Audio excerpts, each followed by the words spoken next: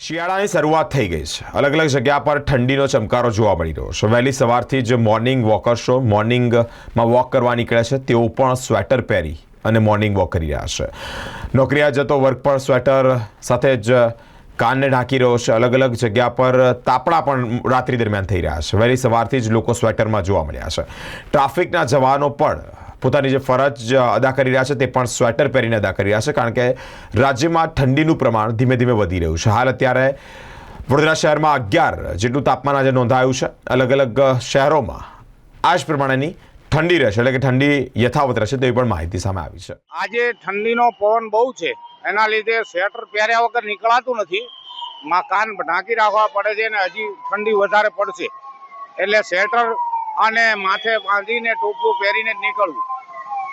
ઠંડી વધારે છે, આજે રોજ કરતા વધારે છે ઠંડી। અત્યારે માણસો ઠંડીથી હેરાન છે અને બહુ ઠંડી પડે છે અને બીમારીઓના ઘર વધે છે।